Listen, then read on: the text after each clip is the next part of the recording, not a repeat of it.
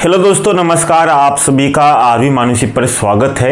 हमने तैयारी शुरू तो कर दी है सामाजिक की। अब सामाजिक में सिलेक्शन लेना बहुत ही ज़रूरी है, क्योंकि एक बार आपका कॉन्फिडेंस जब भी आएगा आपके अंदर से, जब आप अर्थशास्त्र में अच्छा स्कोर करोगे। अगर आपने अर्थशास्त्र में अच्छा स्कोर कर लिया, बाकी विषयों को तो मैंने आपको पढ़ाई दिया, अच्छे से आपको कोर्स करवाई दिया, उनमें कोई भी दिक्कत नहीं, उनमें आप आराम से सही कर लोगे। अब यहाँ पर अर्थशास्त्र की बात कर रहा हूँ, तो अर्थशास्त्र में आपको पता है कि अर्थशास्त्र में मुश्किल से मैंने आपको हर बार बताते आया हूं कि अर्थशास्त्र में आपको कम से कम अच्छा स्कोर करना है। अगर एवरेज देखें तो एवरेज जो स्कोर रहता है अर्थशास्त्र विषय में, तो वो रहता है मुश्किल से 6 या 7 क्वेश्चन। कितने में से? 19 में से। अगर हम बात करें तो आपके जनरल की कट ऑफ जो जाती है आपके, वो 300 से 320 के बीच में जाती है। एक कारण क्या है? कारण यही है कि अर्थशास्त्र जैसे विषय हैं, इन विषयों के कारण ही आपकी कट ऑफ कम जाती है। अब आपके पद कम है तो आपको अर्थशास्त्र जैसे विषय में आपको अच्छा स्कोर करना होगा। अगर इसमें अच्छा स्कोर करोगे तो बाकी को मैंने आपको करा दिया, उनमें आप अपने आप अच्छा स्कोर कर लोगे। इसको भी मैंने आपको संपूर्ण करवा दिया, आपके सब क्वेश्चन ऐड कर दिए, आपका बुक ऐड कर दी, आपका वीडियो सब ऐड है, तो वहाँ पर आप अच्छे से कवर करना। और यहाँ पर देख लो आप एक बार इनके क्वेश्चन। पहले वाले वीडियो में मैंने आपको क्या क्या करवाया था, तो पहले वाले वीडियो में अगर बात करें तो आपको मैंने राष्ट्रीय आय को पूरा करा दिया था, उपभोग फल उनको पूरा करवा दिया था। आज बात करेंगे आपके ये मुद्रास्फीति की बात करेंगे। आज मुद्रास्फीति को पढ़ेंगे पूरा, और मांग पूर्ति की सामान्य अवधारणा को पूरा करेंगे, उपभोक्ता सामय को पूरा करेंगे। ये मेन टॉपिक है जहां से आपके दो क्वेश्चन आते हैं। बाकी जो नीचे वाले जो पार्ट है उसको आराम से समझ जाओगे। जो अर्थशास्त्र है वो गणित की तरह होता है, एक बार आपको फॉर्मूला समझ में आ जाएगा, उसके बाद में आप पूरे में से पूरे अंक प्राप्त कर सकते हो। और आपको पता है कि ब्रह्मास्त्र कोर्स भी है। जिन अभ्यर्थियों ने ब्रह्मास्त्र कोर्स अभी तक नहीं लिया संस्कृत विभाग के लिए, ये ब्रह्मास्त्र कोर्स आपको एक बूस्टर डोज की तरह काम करेगा। एक तरह से आपका लेवल बहुत ऊपर उठाएगा, यहाँ से सीधे सीधे बहुत से क्वेश्चन आपके छपेंगे। तो इसमें ये ब्रह्मास्त्र कोर्स आप सभी के पास, संस्कृत विभाग वालों के पास, सभी के पास होना अनिवार्य है। जो आपको आरवी मानुषी स्टडी ऐप डाउनलोड कर लेना, वहां पर आपको ये मिल जाएगा। इसके बाद में आप क्वेश्चनों की बात करते हैं। क्वेश्चन कौन कौन से हैं इनको यहाँ पर देखना। आपको रिवीजन तो करना ही है, तो रिवीजन यहाँ पर आपका शानदार हो रहा है। अब मुद्रास्फीति की बात करते हैं। क्वेश्चन यहाँ से हमने 25 क्वेश्चन देख लिए थे। 26वां क्वेश्चन क्या है, अगर यहाँ बात करें तो यहाँ पर ध्यान देना, आराम से करेंगे। पूर्ण रोजगार के बिंदु के बाद कीमत स्तर में वृद्धि को मुद्रास्फीति कहते हैं। और कीमत स्तर में मुद्रास्फीति क्या है, पहले तो ये किसने कहा था, ये किसने कहा था। अब यहाँ पर आपको मुद्रास्फीति को समझना होगा। मुद्रा क्या है? मुद्रा का मतलब, मुद्रास्फीति का मतलब है कि मुद्रा का प्रसार। क्या है? मुद्रा का प्रसार का मतलब है कि मुद्रा ही मुद्रा हो जाना, बाजार में पैसा ही पैसा हो जाना। आपके पास पैसा ही पैसा हो जाना, उसको क्या बोलेंगे? मुद्रा प्रसार। अगर आपके पास पैसा ही पैसा हो जाएगा तो आप क्या करोगे? आप वस्तुओं की अधिक मांग करोगे। जहां पर आप एक जोड़ी कपड़े पहनते थे, पहले आपके पैसे नहीं थे, अब पैसे होने के बाद में आप क्या करोगे? अब आप 10 जोड़ी कपड़े पहनोगे, 2 जोड़ी जूते पहनेंगे। पहले 1 जोड़ी जूतों में काम चला रहे थे। अब मतलब इसका मतलब यह है कि मुद्रास्फीति में क्या होता है कि लोगों के पास पैसा ही पैसा हो जाता है, इसलिए क्या करता है कि फिर वस्तुओं की ज्यादा मांग करेंगे। अब 10 जोड़ी कपड़े पहनेंगे तो वस्तुओं की मांग ज्यादा हो रही है, कपड़ों की ज्यादा मांग हो रही है। जूते ज्यादा पहनेंगे तो जूतों की ज्यादा मांग हो रही है। तो मुद्रास्फीति में क्या होता है? मुद्रा का प्रसार होने के कारण क्या होता है कि वस्तुओं की मांग बढ़ती है। क्या होती है? वस्तुओं की मांग बढ़ती है। और मांग बढ़ेगी तो क्या होगा? अब मांग बढ़ेगी तो क्या होगा? तो वस्तु भी तो कहीं ना कहीं बनती होगी ना। अब 10 जोड़ी कपड़े आप पहन रहे हो, तो 10 जोड़ी कपड़े कहाँ से आएंगे? फैक्ट्री में बनेंगे, या जूते कहां बनेंगे? फैक्ट्री में बनेंगे। तो फैक्ट्री भी अधिक से अधिक क्या करेगी? उत्पादन करेगी। और उत्पादन करेगी तो इसलिए श्रमिकों को रोजगार देगी, और श्रमिकों को नया रोजगार मिलेगा। तो रोजगार मिलेगा तो जिससे क्या होगा? मुद्रास्फीति में नंबर 1 क्या होगा कि मुद्रा में प्रसार होगा। मुद्रा में प्रसार होगा तो वस्तुओं की मांग बढ़ेगी। वस्तुओं की मांग बढ़ेगी तो वस्तुओं को अधिक उत्पादन करने के लिए मजदूरों को रोजगार मिलेगा। तो क्या होगा? इसमें रोजगार बढ़ेगा। क्या होगा? रोजगार बढ़ेगा। अब रोजगार बढ़ेगा तो क्या होगा? अब रोजगार बढ़ेगा तो मजदूरों को रोजगार मिलेगा, तो उनके पास और पैसे आएंगे, और पैसे आएंगे तो दोबारा और मुद्रा उनके पास आएगी, श्रमिकों के पास दोबारा मुद्रा आएगी, तो और फिर मुद्रा ज्यादा और मार्केट में आएगी, तो फिर मांग बढ़ेगी किसकी? वस्तुओं की। पैसा ही पैसा हो जाएगा। अब वस्तुओं की जितनी मांग बढ़ेगी तो वस्तुओं का मूल्य बढ़ता ही जाएगा। क्या जाएगा? वस्तुओं का मूल्य बढ़ता ही जाएगा। आज वस्तुओं की मांग बढ़ेगी तो आप मान लीजिए, आज अगर मान लीजिए, जिसे आपको बताऊं, आपने नाम सुना होगा पेप्सी का। पेप्सी की एक समय था इसकी मांग बहुत थी, तो इसकी कीमत बहुत बढ़ गई। इसकी कीमत बहुत बढ़ गई, अब मांग नहीं है तो इसकी कीमत कोई खरीदने वाला है ही नहीं। मांग के ऊपर अगर वस्तुओं की मांग बढ़ेगी तो आपने देखा होगा, मैं आपको एक चीज बता रहा हूं, जैसे आपने नाम सुना होगा वेनेजुएला का नाम। वेनेजुएला एक देश है, तो इस देश ने क्या किया, इस देश ने क्या किया कि यहाँ पर बहुत से नोट छाप दिए। अब छापने के कारण क्या हुआ कि मुद्रा ही मुद्रा हो गई, अब सभी लोगों का पैसा ही पैसा हो गया। तो सभी को क्या हुआ कि अब वहां पर जो पानी की बोतल 15 रुपए में आती थी, वो पानी की बोतल अब 2000 रुपये में आने लग गई। कितने में? 2000 रुपये में आने लगी। यानी कि एक ही वस्तु की जो कीमत पहले कम थी वो उस वस्तु की कीमत बहुत ज्यादा हो गई। कीमतें बहुत बढ़ जाती है, अगर मांग ज्यादा होगी तो कीमतें बहुत बढ़ जाएगी। आज आपको एक जोड़ी जो कपड़े हैं, अगर वो एक जोड़ी कपड़े आपके 2000 के आ रहे हैं, तो अगर मुद्रास्फीति ज्यादा रही, मुद्रास्फीति अगर मान लीजिए आपके बहुत ज्यादा रही, तो वो एक जोड़ी ही कपड़े आपकी मांग अधिक बढ़ने के कारण वो 1 लाख क्यों जाएंगे। तो मुद्रास्फीति सही है या नहीं है? तो मुद्रास्फीति अर्थव्यवस्था के लिए सही नहीं है। केवल एक सीमित मात्रा में, केवल एक सीमित मात्रा में, यानी कि मुद्रास्फीति 6% से अधिक नहीं होनी चाहिए। एक साल में 6% से अधिक वृद्धि नहीं होनी चाहिए। अगर 6% से अधिक मुद्रास्फीति होगी तो उस खतरनाक होगी। तो अब मुद्रास्फीति एक सीमित स्तर के लिए आवश्यक है। तो इसका मतलब आप समझ गए मुद्रास्फीति क्या है। यहाँ पर अब आपको कौन सा भी क्वेश्चन आए आप समझ जाओगे कि मुद्रास्फीति में क्या होगा। मुद्रास्फीति में मुद्रा का प्रसार होगा, प्रसार होगा तो रोजगार बढ़ेगा, रोजगार बढ़ेगा तो वस्तु का उत्पादन बढ़ेगा, पुनः होगा। तो क्या सही ये समझ गए ना आप? इस बात को बस यहाँ से ही आप समझ लो।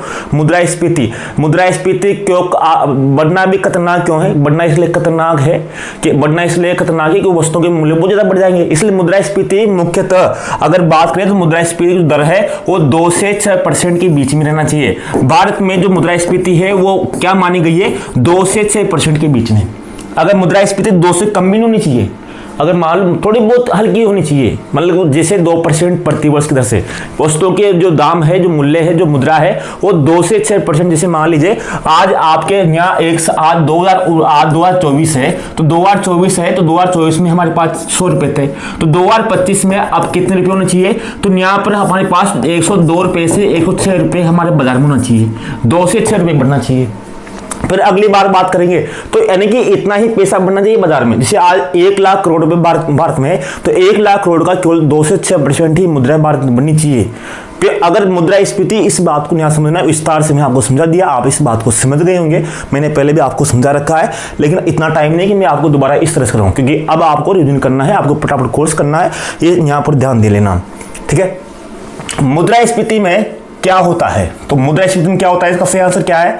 वस्तुओं सेवाओं के मूल्य में अत्यधिक वृद्धि होती है, मुद्रा के मूल्य में अत्यधिक गिरावट आती है, उत्पादन में वृद्धि होती है। उपयुक्त सभी क्या सही है क्या? तो क्या देखो यहाँ पर नंबर 1, वस्तुओं सेवाओं के मूल्य में अत्यधिक वृद्धि होती सही है। मुद्रास्फीति में जो कपड़े थे, तो कपड़ों की अत्यधिक मांग के कारण क्या हुआ कि कपड़े की बहुत ज्यादा मांग होने के कारण, जूतों की बहुत ज्यादा मांग होने के कारण क्या हुआ कि जो कपड़े पहले 2000 के थे, अब अत्यधिक मांग के कारण क्या हुआ कि अब बेचने वालों ने कपड़ों की मांग बहुत ज्यादा हो रही है, तो बेचने वालों ने मुनाफा कमाने के लिए कपड़ों को अब 10,000 कर दिए, 1 लाख रुपए कर दिए कि एक जोड़े कपड़े हैं, अब वो 10,000 रुपए के आएंगे। कितने आएंगे? 10,000 के। तो क्या होता है? वस्तुओं सेवाओं के मूल्य में अत्यधिक वृद्धि हो जाती है मुद्रास्फीति में। मुद्रा के मूल्य में अत्यधिक गिरावट सही है। जहां पर आपके 2000 रुपए में आ रहे थे, तो मुद्रा का मूल्य क्या हुआ? गिरावट आ गई। उसका जो मूल्य था, उसका मोल था मुद्रा का, आज पहले 2000 रुपए में ही आपका जाता, आज 10,000 रुपए खर्च करने पड़ रहे हैं। उसका जो मूल्य है ना, मुद्रा का जो मूल्य, उसकी जो क्रय शक्ति है मुद्रा की, वो गिरावट आ जाती है उस मुद्रास्फीति में। उसकी क्रय शक्ति में, जहां आप 2000 रुपए में आप एक जोड़ी कपड़े सिलाते थे, आज उसकी क्रय शक्ति में कमी आ गई। आज आप बहुत कम क्रय कर सकते हो, आप 2000 में क्रय नहीं कर सकते, आप 10,000 को क्रय करना पड़ेगा। आपको मुद्रा की क्रय शक्ति कम हो जाती है। क्रय शक्ति आपको ज्यादा पैसा चुकाना पड़ेगा। पहले आप 2000 मुद्रास्फीति में, अब आपको ज्यादा पैसा चुकाना पड़ेगा, आपको मुद्रा की क्रय शक्ति कम हो गई। इस बात को यहाँ पर दिमाग में बैठा लेना। और उत्पादन में वृद्धि होगी नहीं होगी? उत्पादन में वृद्धि होगी, मांग बढ़ेगी, मुद्रा का प्रसार होगा तो उत्पादन में वृद्धि होगी, रोजगार बढ़ेंगे। तो उपयुक्त क्या है? आपके सभी है, सही है, यही आएंगे, इसके अलावा कुछ आने वाला नहीं है। कोई आपके यहाँ पर कोई लेक्चर एग्जाम नहीं है, कोई यहाँ पर आपको पीएचडी नहीं करनी है, आपको बस यहाँ समझना है। एक बार समझ गए तो मैं कह रहा हूँ कि अगर आपने एक बार मेरा जो कोर्स किया होगा, आपने कोर्स ले रखा होगा इसलिए वहाँ पर आप क्वेश्चन देख लेना, प्रश्न ग्रेड के, और उन चीज़ों को देख लेना, एक बार अच्छे से कर लेना, आपके अपने आप अर्थशास्त्र में बहुत ऊंचा स्कोर आपके हो जाएगा। और इन क्वेश्चनों को भी एक बार अंतिम रिवीजन कर लेना। मांग प्रेरित मुद्रास्फीति की स्थिति होती है जब मांग प्रेरित मुद्रास्फीति की स्थिति होती है, जबकि कब कब होती है आपकी मांग प्रेरित मुद्रास्फीति की स्थिति कब होती है बताओ। मांग प्रेरित क्या होता है आपने यहाँ समझना कि मांग प्रेरित क्या होता है। आपको देखो, एक तो मांग होता है, एक आपकी पूर्ति होती है। ये दोनों टॉपिक आपके किस में है, आपके सिलेबस में है। तो वस्तुओं सेवाओं की मांग में पूर्ति की अपेक्षा तीव्र वृद्धि, मांग में पूर्ति की अपेक्षा तीव्र वृद्धि, उत्पादन लागत में तेजी से वृद्धि, मांग का उत्पादन पूर्ति की तुलना में कम हो जाना, उनमें से कोई नहीं। तो मांग प्रेरित मुद्रास्फीति जब क्या होता है कि पूर्ति की तुलना में मांग अधिक हो। जैसे मान लीजिए आज आपके बाजार में है, एक बाजार है, तो बाजार में तो आपके जो पूर्ति है और पूर्ति केवल आपके, या जैसे मान लीजिए यहाँ पर 10 बोतल की ही पूर्ति हो रही है, 10 बोतल की पूर्ति, और मांग यहाँ पर आपकी कितनी है, 15 बोतल की है। अब यहाँ मांग की पूर्ति तुलना में मांग ज्यादा है, तो मांग ज्यादा रहेगी तो अपना मुद्रास्फीति बढ़ेगी, और बढ़ेगी तो पूर्ति करने के लिए अधिक से अधिक श्रमिकों को लगाया जाएगा, उत्पादन किया जाएगा, तो जिससे रोजगार बढ़ेगा। तो आप ध्यान देना कि मांग प्रेरित मुद्रास्फीति अलग अलग प्रकार की होती है। मांग प्रेरित होती है, लागत प्रेरित होती है, ढांचागत होती है, या फिर जैसे अलग अलग चीजें होती है जहां पर आपको पढ़ना होगा। आगे बात करते हैं, मुद्रास्फीति का लोगों की आय पर क्या प्रभाव होता है। अगर मुद्रास्फीति रहेगी तो क्या होगा, आज मुद्रास्फीति रहेगी तो क्या होगा, उसमें यही होगा कि लोगों की जो वास्तविक आय है वो कम कर देगी। जैसे मुद्रास्फीति आप बात करो, जैसे मेरे पास आज मैं सुनो, आप मेरी बात सुनो, यहाँ पर मैं बात करता हूँ। जैसे देखो, आज मेरे पास 1 लाख रुपए है, क्या है मेरे पास 1 लाख रुपए है, और मैं आज आपके दिसंबर 2024 है, तो दिसंबर 2024 की बात कर रहा हूँ, ये दिसंबर 2024 है। अब मेरे पास 1 लाख रुपए है, 1 लाख रुपए मैंने तिजोरी में रख दिए। कहाँ रख दिए, तिजोरी में रख दिए। अब 1 लाख रुपए से मेरे पास अभी वर्तमान में 1 तोला सोना आता है। अभी तो जैसे 80,000 रुपए ना, तो मेरे पास 1 तोला सोना अभी आ जाता है, और लेकिन मैंने 1 लाख रुपए यहाँ रख दिया, तिजोरी में रख दिया, यहाँ पर मैंने सोना नहीं खरीदा। अब आएगा आपके 2030, क्या आएगा आपके 2030, मुद्रास्फीति के कारण क्या हुआ, मांग के कारण क्या हुआ, सोने की कीमतें बढ़ती गई। सोने की कीमतें क्या हुई, बढ़ती गई, और बढ़ती गई तो सोने की कीमतें हैं वो 1 तोला की जो कीमत है 2030 में, वो 1 तोला की जो कीमत है 2030 में वो क्या हो गई, 3 लाख रुपए तोला होगी। कितनी होगी, 3 लाख रुपए तोला होगी। ठीक है, कितनी हुई, 3 लाख रुपए तोला हो गए। किसके कारण, मुद्रास्फीति कारण।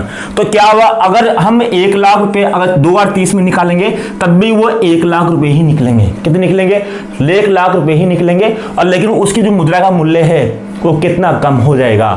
अब आपको जहां 1 लाख रुपए में आप 1 तोला सोना ले रहे थे, अगर आप 1 तोला सोना खरीद कर आप 1 तोला सोना वहां तिजोरी में रखे, और रखने के बाद में आप 2030 में निकाल के उस 1 तोला सोने को, तो आप उसको बेचकर उस 1 तोला सोने से आप 3 लाख रुपए या 2.5 लाख रुपए तो कमा ही लेते, बट्टा काट कूट 2.5 लाख रुपए निकलते फिर आपको। लेकिन जो आपके पैसे थे नगद, अगर आपने अपने नगद पैसे रख लिए तो बढ़ेंगे थोड़े, कोई जादू मंत्र थोड़ी है जो 1 लाख से आपके 3 लाख हो जाएंगे, नहीं होंगे ना।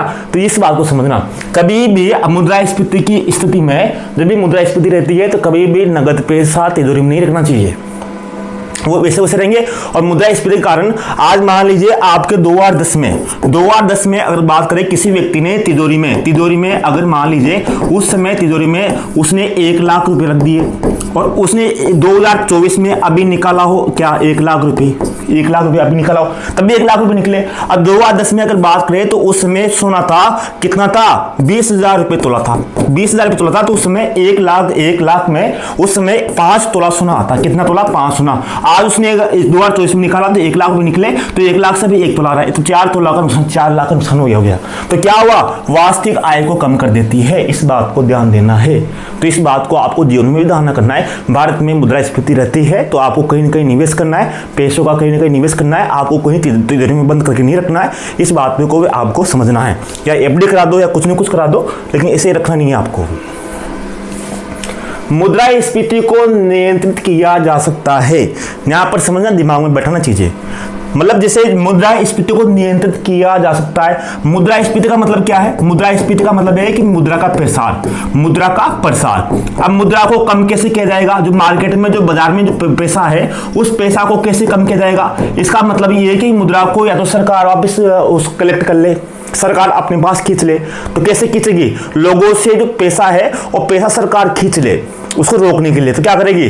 तो सरकार क्या करेगी? नंबर एक, आरबीआई द्वारा खुले बाजार में प्रतिभूतियां बेचकर। अब आरबीआई क्या करेगी? रिजर्व बैंक प्रतिभूतियां बेचेगी अपनी। अब प्रतिभूतियां बेचेगी तो लोग क्या करेंगे? लोग जो लोग हैं, व्यक्ति है, वो प्रतिभूतियां क्या करेंगे? खरीदेंगे।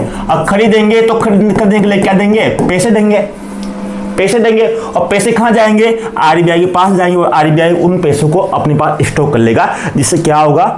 पैसा कम हो जाएगा मार्केट में। नंबर एक, स्टॉक कर लेगा आरबीआई रिजर्व बैंक, प्रतिभूतियां क्या करेगा? हाँ, बेचकर। समझ रहे हो? बेचेगा तो बेचेगा, लोग पे खरीदेंगे लोगों का पैसा कहाँ जाएगा? आरबीआई के पास जाएगा। तो इससे क्या होगा? इससे भी आपके लगाम लगेगी। नंबर एक, बैंक दर में वृद्धि करके। सही है, आप बैंक दर में वृद्धि कर दो। वृद्धि करेंगे, जैसे मान लीजिए आप बैंक दर में, जैसे मैं बात करूं, आज आपके 1 लाख रुपए बैंक में जमा है। अभी बैंक बहुत कम आपको ब्याज देता है, लेकिन वहां बैंक दर में वृद्धि कर दो कि अभी आपको जो ब्याज है वो आपको बहुत ज़्यादा मिलेंगे। तो लोग, अधिकांश से अधिक लोग क्या करेंगे? बैंक में पैसा जमा करेंगे। तो बाजार से ऑटोमेटिक पैसा कम हो जाएगा, लोग सभी बैंक में पैसा जमा करेंगे, सबके पास पैसा कहाँ चल जाएगा? बैंक चल जाएगा, जिससे भी क्या होगा? मुद्रास्फीति कम होगी। तो नंबर एक। नंबर दो, केंद्रीय बैंक द्वारा खुले बाजार में प्रतिभूतियां खरीद कर नहीं खरीदोगे तो क्या होगा? तो सरकार को, अगर केंद्र सरकार प्रतिभूतियां खरीदेगी बाजार से खरीदेगी तो केंद्र सरकार को पैसा देना पड़ेगा बाजार में, और पैसा देगा तो वापस पैसा कहाँ चल जाएगा? बाजार में चल जाएगा। तो ये गलत है, खरीद कर नहीं। ये तो मुद्रास्फीति। तो क्या है? 1 और 2 इसका आंसर सही है। तो नियंत्रित किया जाता है। दिमाग में बैठा लो, एक बार बैठ गया, गणित का जो सूत्र बैठ गया, उस तरह से इसका सूत्र बैठ गया, तो आपको कोई हिलाने वाला नहीं है। बस बात यही है, पद 1 हो या 2 हो। जैसे बात करते हैं आपके अभी कॉलेज लेक्चर में बात करें तो अभी वैकेंसी आई, उसमें 550 पद हैं। 550 पद है। किसी विषय में, किसी से इतिहास है तो इतिहास में कुल पद है 41 है। संस्कृत में इतिहास में 31 है, संस्कृत में 23 है, किसी में 2 है, किसी में 5 है।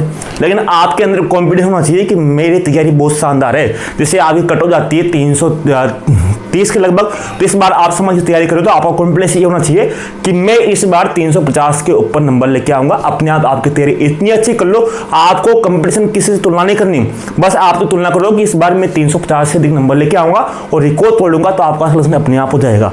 यही काम मुझे आपको करवाना है। ठीक है, आगे बात करो। मांग के नियम का सच्चा अपवाद है। मांग का नियम क्या है? मांग का नियम सुनना मेरी बात। मांग का नियम क्या है? ये तो अपवाद की बात कर रहा है, तो यहाँ क्या है कि मांग का नियम क्या है? तो मांग का नियम ये है कि अगर आपकी आय बढ़ती है, क्या अगर आपकी आय बढ़ेगी तो क्या होगा? आपका मांग भी बढ़ेगी। क्या होगा? आपकी मांग भी बढ़ेगी। ये बात ध्यान रखना।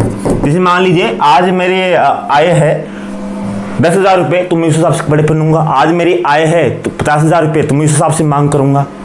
समझ रहे हो ना आप? जैसे जैसे आय बढ़ेगी उसकी मांग भी बढ़ेगी। तो ये नियम इसका है। लेकिन कुछ वैसे मांग का नियम ये है कि जैसे जैसे आय बढ़ेगी तो मांग भी बढ़ेगी। लेकिन अपवाद का मतलब ये है कि ऐसा कौन सी चीज है जिसमें आय बढ़ने पर मांग घटेगी। तो कौन सा है? तो मांग घटेगी, तो उसको बोल लेंगे क्या? अपवाद, घटेगी। जैसे मान लीजिए आज आपकी क्या होगा? आज आपकी आय बढ़ेगी, तो अगर कोई व्यक्ति आय बढ़ेगी धीरे धीरे, तो वो उसकी आय बढ़ने पर जो व्यक्ति होगा तो वो बेकार और घटिया वस्तुओं का प्रयोग करना बंद कर देगा। क्योंकि अगर कोई अमीर व्यक्ति हो गया तो अमीर व्यक्ति क्या करेगा? ब्रांडेड चीजें पहनेगा, घटिया वस्तुओं को त्याग देगा। आज समझ रहे हो ना आप? घटिया वस्तुओं का प्रयोग नहीं करेगा। या फिर जैसे तेल, जो बेकार तेल खाता है तो अच्छा तेल खाएगा, अच्छा जैसे कपड़े पहनेगा, तो बेकार वस्तुओं की मांग कम कर देगा जैसे जैसे आय बढ़ेगी।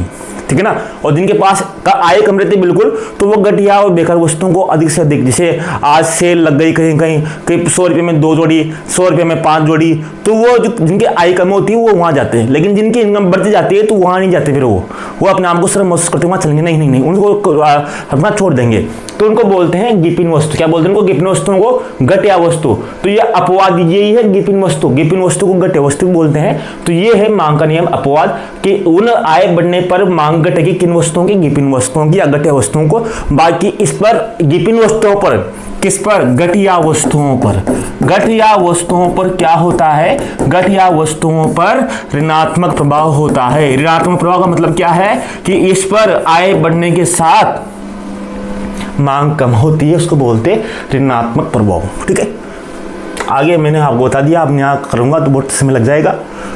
मांग का विस्तार का अर्थ है, मांग का विस्तार का अर्थ का मतलब क्या है? इसका मतलब ये है कि जैसे जैसे एक ही मांग वक्र पर कीमत घटने पर मांग की मात्रा का बढ़ना। बिल्कुल सिंपल है कि एक ही मांग वक्र पर कीमत घटने पर मांग की मात्रा का बढ़ना। मांग में वृद्धि किसे कहेंगे? मांग की वृद्धि कहेंगे, देखो देखो, कीमतों के स्तर रहने पर मांग वक्र का दाईं ओर किसको देना। अब मैं यहाँ आपको बता रहा हूँ, आपको देखो सुनो, यहाँ इसको समझ लेना, मांग वक्र करो। ये मांग वक्र है, जैसे ये आपका, ये है आपकी मांग और इधर है आपकी कीमत। ठीक है, ये मांग और कीमत। यहाँ है 5, 10, 15, 20। ठीक है, ये कीमत है आपकी।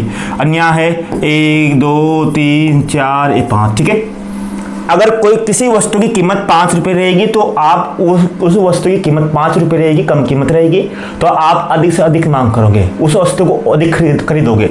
तो 5 रुपये कीमत रहेगी तो आप 5 वस्तु खरीदेंगे। अगर उसकी कीमत 10 रुपये हो जाएगी तो आप उसकी तीन ही वस्तु खरीदेंगे। अगर उसकी कीमत 15 रुपये हो जाएगी तो फिर आप 2 ही वस्तु खरीदेंगे। जैसे जैसे कीमत बढ़ेगी आप मांग कम करोगे। अब 20 रुपये कीमत हो जाएगी तो फिर आप एक ही वस्तु खरीदोगे। इस तरह से ये बन गया। बनने के कारण इसे एक डायग्राम बन गया आपका, ये वाला इस तरह से बन गया आपका, ये इस तरह से डायग्राम, ये वाला। ये क्या है? ये है मांग वक्र। क्या इसको क्या बोलते हैं? इसको बोलते हैं मांग वक्र। जो क्या है? ये ऊपर से गिरता हुआ है, ऊपर से गिरता हुआ। किधर गिरता हुआ? दाएं ओर। ये दाएं ओर गिरता हुआ, ये दाएं ओर गिरता हुआ ऊपर से। ये देखो यहाँ से बना ना, ये मांग वक्र। देखो ये इस तरह से बन गया अपना आप, ये मांग वक्र। यानी कि देखो आप यहाँ ऊपर से गिर रहा है नीचे की ओर, किधर? उस दाएं ओर गिर रहा है। ये बाएं तो इधर रहता है और दाएं इधर रहता है, तो किधर जा रहा है? दाएं ओर। मांग वक्र कैसा होता है? मांग वक्र हमेशा दाएं ओर ही होता है, ऊपर से गिरता हुआ। ये आपका पक्का ये भी चीजें हो गया। समझ गए ना आप क्यों होता है? क्योंकि आप कीमत बढ़ेगी, जैसे जैसे कीमत बढ़ेगी वस्तुओं की मांग कम होती जाएगी, और जैसे जैसे कीमत कम रहेगी तो वस्तुओं की मांग बढ़ती जाएगी, आपके अपना मांग वक्र बन जाएगा। इस बात को आपको यहाँ पर ध्यान देना है। एक निकृष्ट वस्तु वह है, निकृष्ट वस्तु वही है, विपिन वस्तु, घटिया वस्तु, जिसमें आपको खत्म की या अपवाद है। कौन सी? जिसमें आपको देखो, उपभोक्ता वास्तविक आय में वृद्धि से उसकी मांग कम हो जाती है, उसकी मांग कम हो जाती है, उसको निकृष्ट वस्तु बोलते हैं, घटिया वस्तु बोलते हैं। देखो अब इतना समय नहीं है तो आपको इतना ही करना है। विपिन वस्तु के लिए एंजिल वक्र होता है, तो एंजिल वक्र विपिन वस्तु के लिए कैसा होता है? तो ऋणात्मक डाल लिए होगा विपिन वस्तु के लिए। तो इसमें जैसे मैं आप बताऊं, ये घटिया वस्तु है, ये घटिया वस्तु बोलो या आपके विपिन वस्तु बोलो, तो इसके लिए जो डाल होता है वो ऋणात्मक होता है। कौन सा होता है? ऋणात्मक होता है। और ये आपको मैंने पहले भी बताया था क्यों होता है, क्योंकि अगर कोई आय बढ़ेगी तो घटिया वस्तुओं को प्रयोग करना बंद कर देगा। आज आप हो, आप नौकरी लगने के बाद में देखना आपकी जो लाइफ स्टाइल है वो चेंज हो जाएगी बहुत सी। जैसे आप बैठना उठना, आपका बोल चालना, आपका जाना, वो सब आपका धीरे धीरे चेंज हो जाएगा। आप घटिया जो आप तो बहुत से ऐसे तो आजकल तो सभी अच्छे प्रयोग करते हैं, लेकिन कुछ ना कुछ चीज़ें परिवर्तन तो आता ही है। क्योंकि आपने पढ़ा होगा सामाजिक में, आपने पढ़ा होगा वर्ग में। आज आप छात्र वर्ग हो और जब आप नौकरी लग जाओगे तो आप शिक्षक वर्ग में जाओगे, और शिक्षक वर्ग में जाने के बाद में आपको शिक्षक वर्ग की तरह ही दिखना पड़ेगा, तो इस हिसाब से आपको प्रयोग करना पड़ेगा। ठीक है, मांग की आय लोच ऋणात्मक होने पर जैसे आय घटती है, वस्तु की खरीदी गई मात्रा क्या होती है? तो आय घटती है तो वस्तु की खरीदी गई मात्रा क्या होती है? बताओ। आय लोच ऋणात्मक होने पर, यहाँ पर ऋणात्मक, आय घटती है तो वस्तु की मांग क्या होती है? यहाँ पर बढ़ती है। इस बात पर यहाँ पर ध्यान देना है। इनमें से कौन सी वस्तुएं स्थापन वस्तुएं हैं? स्थापन आया है तो यहाँ पर स्थापन की जगह प्रतिस्थापन भी आ सकता है। क्या आ सकता है? प्रतिस्थापन भी यहाँ पर आ सकता है। प्रतिस्थापन बोलो या स्थापन बोलो, एक होती है आपके पूरक। दो चीजें होती है अब तो आपके प्रतिस्थापन पूरक। मांग दो प्रकार की अलग अलग जो वस्तु होते हैं, एक होती है आपके प्रतिस्थापन, एक होती है आपके पूरक। पूरक का मतलब यह है कि एक के बिना दूसरे का अस्तित्व नहीं है। क्या? अस्तित्व नहीं है। ठीक है, एक अस्तित्व नहीं है। अब प्रतिस्थापन का मतलब है कि अगर एक नहीं मिलेगी एक नहीं है तो दूसरी से काम चला लेंगे, दूसरी से काम चला लेंगे, इसको बोलते हैं प्रतिस्थापन। जैसे मान लीजिए आज आप सोयाबीन का तेल खाते हो, किसका? सोयाबीन का तेल खाते हो, और सोयाबीन का तेल महंगा हो गया, क्या हो गया? महंगा हो गया, तो आप किसका खाओगे? फिर मूंगफली का खा लोगे। किसका खा लोगे? मूंगफली का खा लोगे। ये महंगा होने पर क्या होगा? इसको महंगा होने पर इसको सस्ते वाले को खरीद लोगे। मैं उदाहरण बता रहा हूँ आपको, मूंगफली का तेल महंगा होता है, लेकिन फिर मूंगफली का तेल का आप खाना स्टार्ट कर दोगे। समझ रहे हो ना? प्रतिस्थापन का मतलब होता है कि अगर एक चीज में अगर कीमत में वृद्धि होती है तो दूसरी की मांग बढ़ जाती है। क्या होती है? दूसरी की मांग बढ़ जाती है, यानी कि एक की कीमत महंगी हुई तो दूसरी की मांग बढ़ गई, दूसरे प्रतिस्थापन वस्तु की। और यहाँ क्या होता है? एक ही बिना अस्तित्व, जैसे बात करते हैं आपके गाड़ी और पेट्रोल है।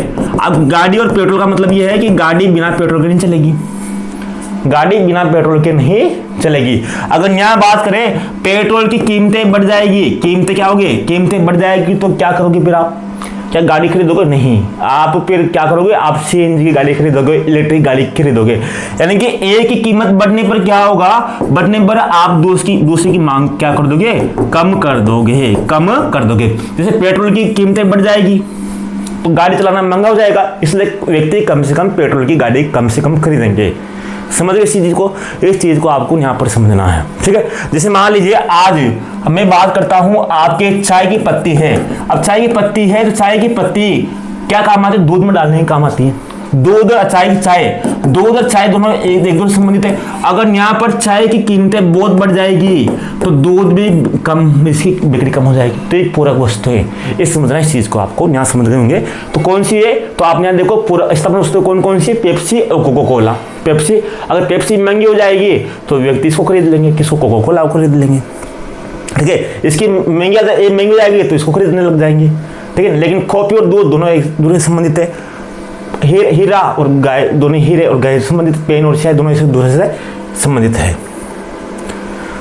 अब ये 41 से खल से करेंगे तो ये चीज़ें आज इतना ही। अगले वीडियो में इसको संपूर्ण कर देंगे। आपके 30-40 के समय बचे हुए जो आपका जो बचा हुआ कोर्स है, इसमें जो आपका सिलेबस उसमें कर दूंगा। और आपके पास आपने पहले ही कर रखा होगा, ये उपभोक्ता में ही मांग पूर्ति का उदाहरण है, ये साल की विद्या है, इनको अगले वीडियो में कर दूंगा।